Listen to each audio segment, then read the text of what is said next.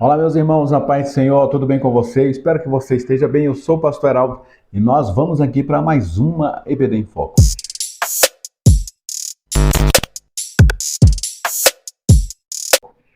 Pois bem, meus queridos irmãos, lição de número 7. Hoje nós vamos falar sobre o campo de combate espiritual.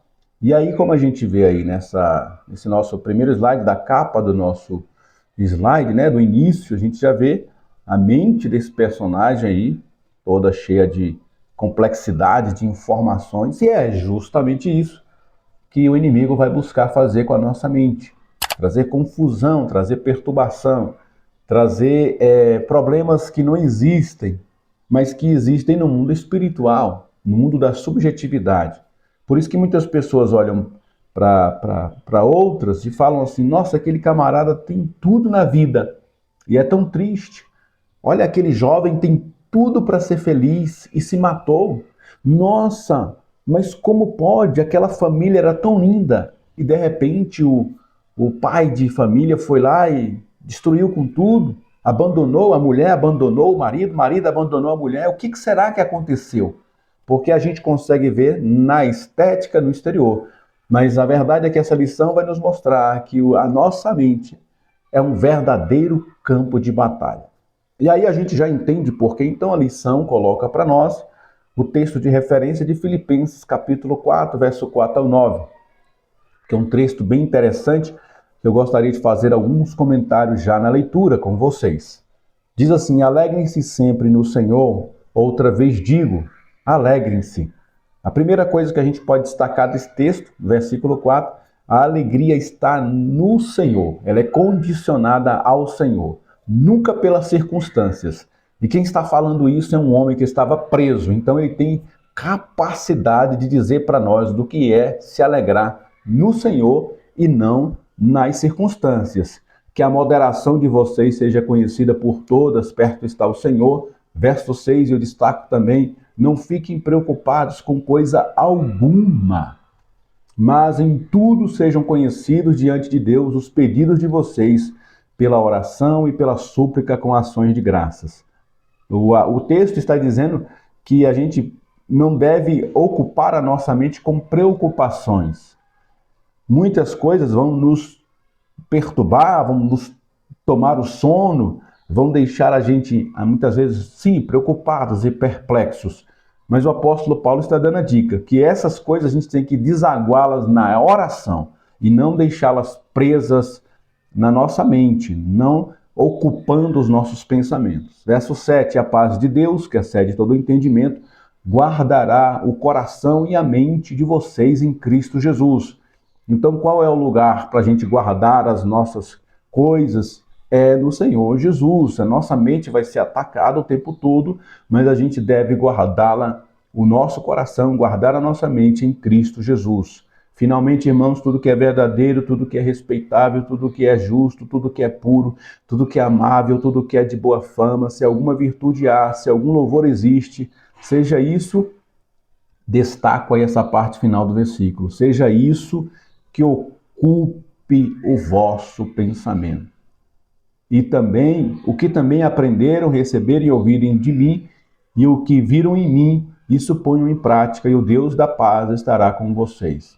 Eu quero deixar aqui, já no início, ainda na introdução desse texto de referência, o que o apóstolo Paulo disse no versículo 8, na parte final. Seja isso o que ocupe o pensamento de vocês.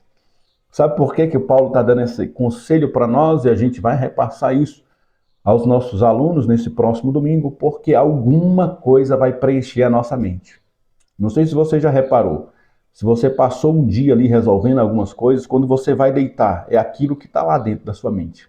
Agora você já teve uma experiência de ir dormir, mas antes de deitar, você fazer a leitura da palavra de Deus, você lê ali um salmo, lê um texto bíblico ou um bom livro, até mesmo um bom livro, um livro que edifique a sua vida, ou colocar músicas boas antes de dormir, meia hora, uma hora antes de dormir.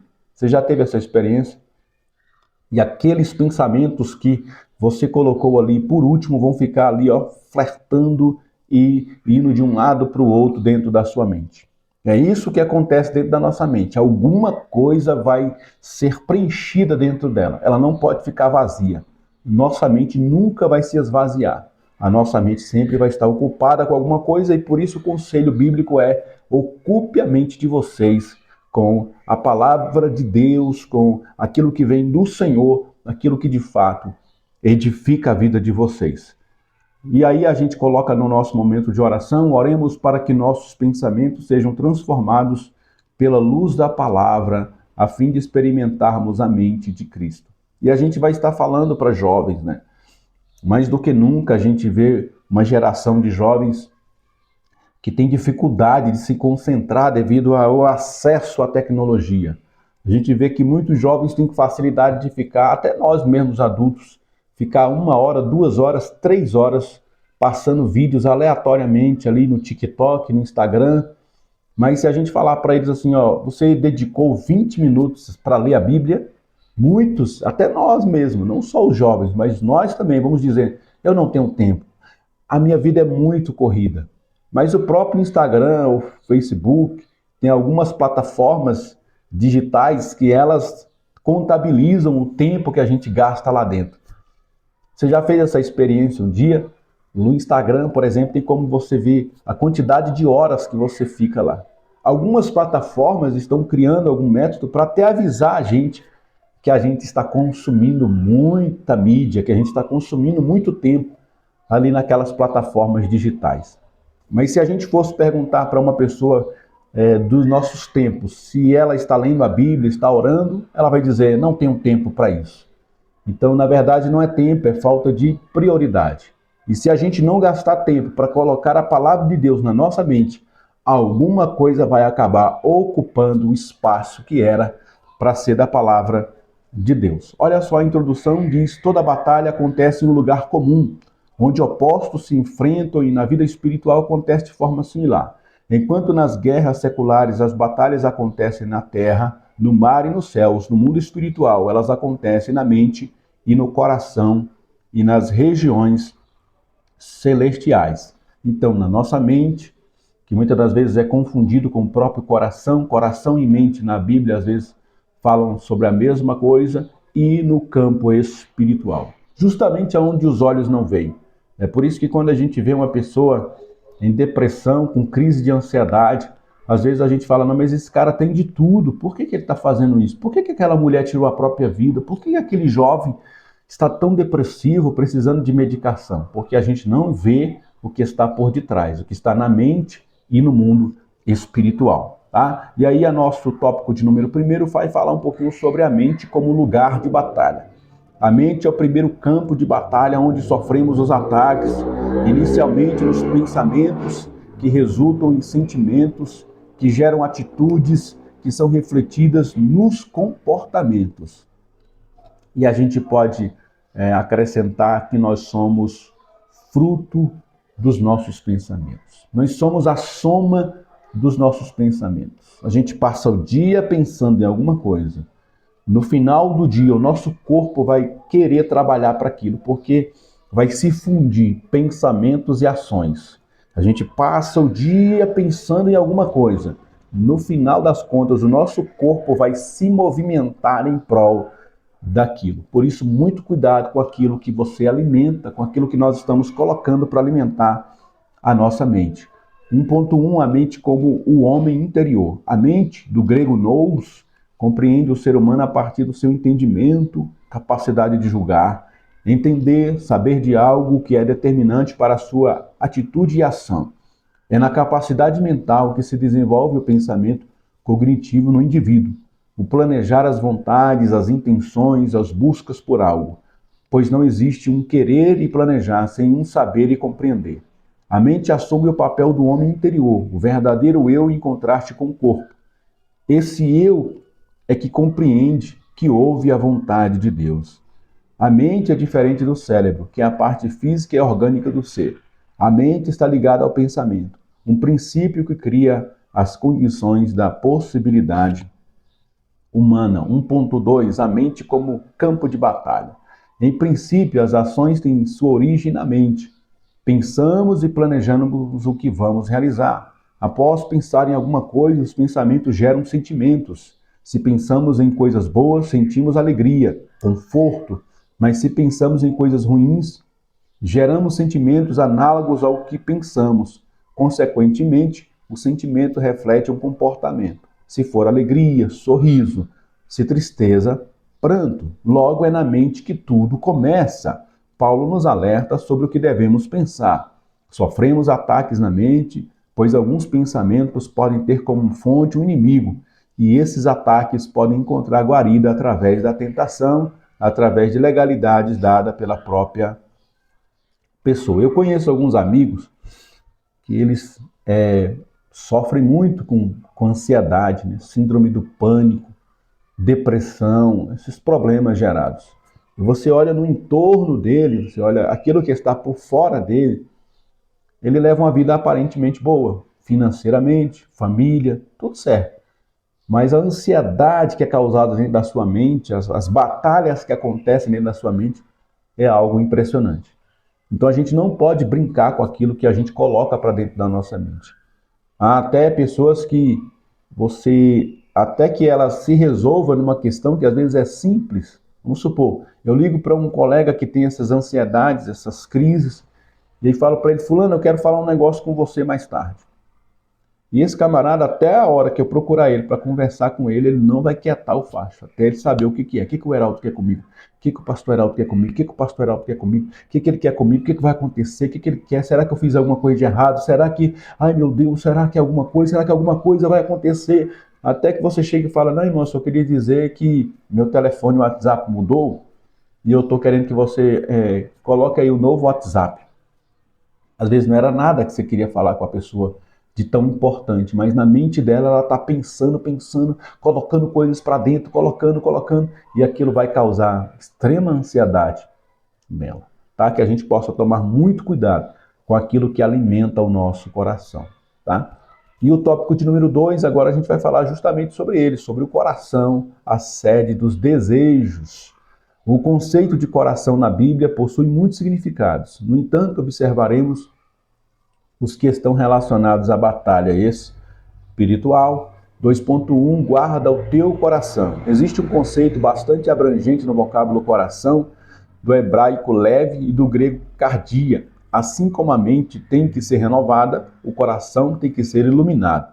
O coração é reconhecido como o eu interior que deseja, sede da concupiscência e do querer, o sujeito da decisão, bem como do luto, da dor e do amar.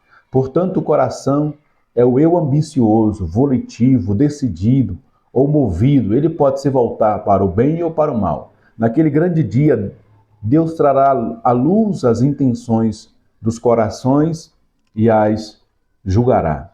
2.2, o campo de batalha do coração. Tendo em vista que o termo coração assume diversos significados, em relação à guerra espiritual, ele representa as atitudes e as emoções. E aí eu destaquei essa expressão porque define muito bem esse tópico, tá? Ele representa a atitude e emoção. As atitudes são intencionais, internas, movidas pelas emoções, que posteriormente são externadas através do comportamento. Quando Jesus, no Sermão da Montanha, fala sobre a lei, sobre o adultério, está se referindo à atitude interna do coração. Ouviste que foi dito aos antigos: não cometerás adultério? Eu, porém, vos digo que qualquer que atentar numa mulher para a cobiçar, já em seu coração cometeu adultério com ela. Portanto, a atitude é uma predisposição em desejar ou realizar algo no íntimo. Por isso, Salomão afirma: sobre tudo que se deve guardar, guarda o teu coração, porque dele procedem as saídas da vida. Essa questão do coração é tão séria que nós vimos aqui o autor citando Jesus, referindo-se ao adultério, dizendo que aquele que no seu coração está desejando uma mulher, uma pessoa do sexo oposto, ou vice-versa, uma mulher desejando um homem, lá no seu coração ele já cometeu adultério. Sabe por que isso? Porque a distância entre aquilo que eu penso e aquilo que vai se cumprir é muito curta. Então, se eu passo o tempo desejando, o tempo pensando, maquinando naquilo, até a consumação daquilo, vai ser só uma questão de tempo. Às vezes eu não consumei ainda por algumas questões que não dependeram de mim, mas possivelmente se dependesse só de mim, já teria se consumado. Por isso que Jesus considera também essas intenções do coração como já consumadas, como se consumadas fossem, porque a pessoa cogitou no seu coração e toda aquela armação no seu coração talvez não se concretizou por vontade alheia a ele, porque se dependesse dele já teria acontecido, porque nós vamos nos envolver com aquilo também emocionalmente, porque o coração é a sede das emoções. Tópico de número 3, as batalhas nas regiões celestiais. Assim como os grandes estrategistas, nós precisamos entender qual é o campo de batalha onde sofremos os ataques do inimigo. 3.1, a esfera espiritual. Não podemos enxergar com os olhos naturais, mas existe ao nosso entorno uma guerra espiritual. Quando Eliseu e seu moço foram cercados pelos exércitos sírios, Eliseu orou pedindo que Deus abrisse os olhos de seu aprendiz, que pôde contemplar a realidade espiritual. Esse texto está lá em 2 Reis, capítulo 6, verso 17. É interessante a gente fazer a leitura em classe, porque é bem nítido, né, que quando a gente não enxerga o mundo espiritual, a gente muitas das vezes se precipita, ou para o bem ou para o mal. Não se sabe ao certo como o inimigo consegue nos atacar, mas a Bíblia nos apresenta a arma do combate. Eliseu orou e Jesus vivia em oração. A Bíblia afirma que ao confessarmos os nossos pecados com sinceridade, alcançamos o perdão e a resposta à oração. A questão do mundo espiritual, gente, ela é tão intrigante e tão real, mas ao mesmo tempo tão complexa, que há quem diga, e eu acredito nisso, tá? É uma opinião minha, concordando com algumas pessoas que falam isso, que se Deus abrisse a nossa mente espiritual para nós enxergarmos o mundo espiritual, a maioria de nós não conseguiria. Tamanho seria o pavor que causaria isso no nosso coração. Por isso a gente, como não conhece esse mundo espiritual por ver, a gente o conhece pela palavra de Deus, a gente precisa então encontrar uma blindagem contra os ataques do inimigo. E uma das ferramentas que Jesus usava muito era a oração. A palavra de Deus diz que Jesus se retirava para orar, que ele se colocava em lugares desertos para orar, que ele passava horas conversando com o Pai. A oração é o antídoto que nos blinda, como a construção de uma redoma em volta de nós, para nos proteger contra os dardos inflamados do maligno. Quando nós estamos em oração, daí a importância também da intercessão. Você que é intercessor, que está orando por alguém, que está intercedendo por alguém, creia. Muitas das vezes você não percebe, humanamente falando, alguma mudança ainda naquela pessoa, a salvação, a libertação daquela pessoa. Mas Deus tem trabalhado, Deus tem guardado. Muito possivelmente, muitas pessoas poderiam já ter ido para a eternidade, morrer sem salvação, se não fossem as nossas orações. Por isso eu creio que as minhas orações pela minha família, pelos meus amigos, por pessoas não crentes que eu conheço, têm guardado elas, têm livrado elas até o dia em que Deus vai preparar uma porta de salvação para elas. Portanto, continue orando por você, pela sua família, pela sua casa, porque é isso que vai blindando, vai causando essa redoma que nos livra, que nos protege a todos os dias. Porque se dependesse do inimigo, ele nos devoraria vivos, nos engoliria de uma bocada só. Mas nós temos sido livres, escapamos do mal, sempre porque estamos vivendo debaixo da graça do Senhor e da proteção daqueles que intercedem por nós, né? Eu conheço muitas pessoas que eu passo meses sem vê-las, semanas sem vê-las, mas essas pessoas, sempre quando eu as encontro, elas dizem: Pastor Heraldo, eu estou orando pelo Senhor. Às vezes ela não fala sobre isso, mas eu falo: irmão, você continua orando por mim, irmão? Eu falo: continuo, pastor. Sempre estou apresentando a sua vida e a sua família em oração. Glória a Deus. Esse é o maior presente que alguém pode nos dar, irmãos, é ser intercessor da gente, e a gente também é o maior presente que a gente pode oferecer à nossa igreja, aos nossos irmãos, aos nossos amigos e também aos nossos jovens, é ser intercessor deles. A gente até tinha antigamente nos grupos de jovens, não sei se ainda aí na sua igreja tem, mas nós aqui deixamos cair essa linda tradição, né? Que a gente sempre que separava uma liderança de jovens, a gente separava líder, vice-líder, regentes e todos os cargos que iam compor a liderança dos jovens.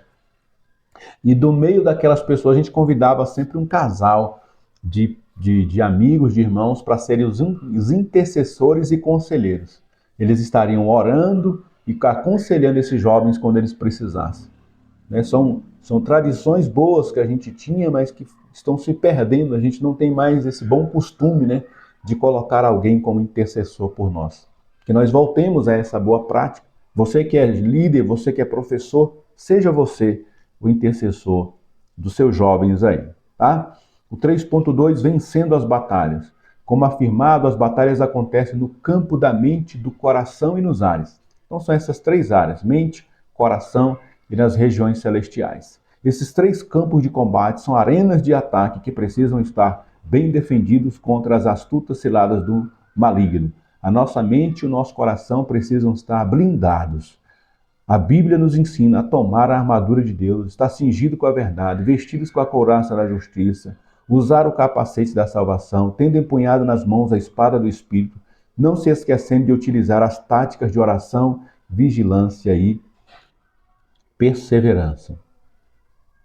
Aqui, antes de trazer a conclusão, a dinâmica que eu pensei para essa aula de hoje, pensando aqui e colocando os detalhes que a gente ia pensar para essa lição, é uma boa dinâmica que a gente pode trazer para essa lição ao final, é justamente isso, exercitar a oração com eles ali ao final. Tá? É uma dinâmica que a gente faz nos nossos dias, mas que a gente tem deixado cair.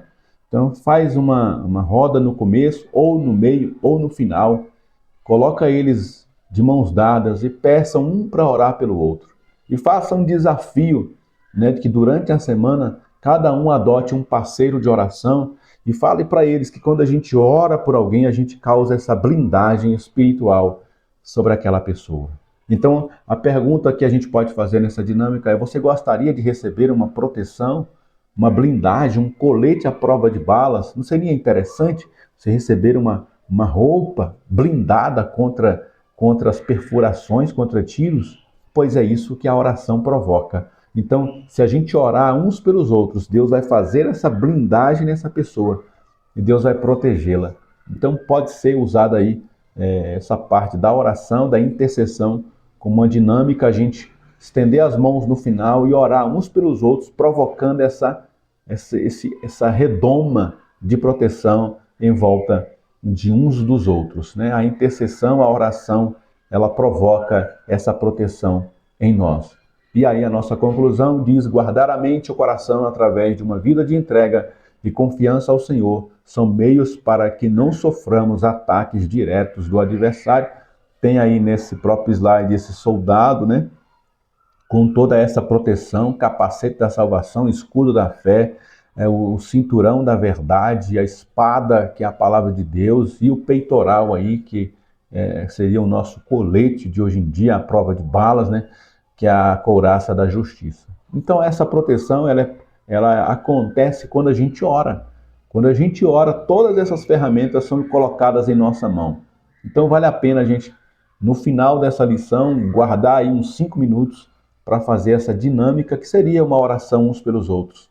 Coloquemos a gente de mãos dadas, façamos uma intercessão uns pelos outros e ao final separe uma pessoa para orar pela outra durante a semana e diga para eles que é como se fosse essa blindagem espiritual que essa oração vai causar. Aí diga: você gostaria de receber? Pois é, você tanto pode receber através das suas orações, como pode você orar por alguém, alguém orar por você, e essa proteção e essa blindagem ser te dada também. Glórias, pois, ao nome do Senhor.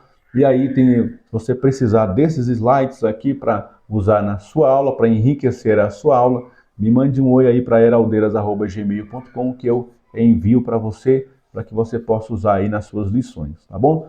Deus abençoe, bons estudos. Fizemos aqui uma pincelada para que você possa apanhar alguma coisa daqui, alguma coisa acolá e levar aí para a sua turma na próxima escola bíblica aí da sua aula, da sua escola, da sua igreja, da onde você estiver. Deus abençoe. Até a próxima IBD em Foco, se Deus permitir.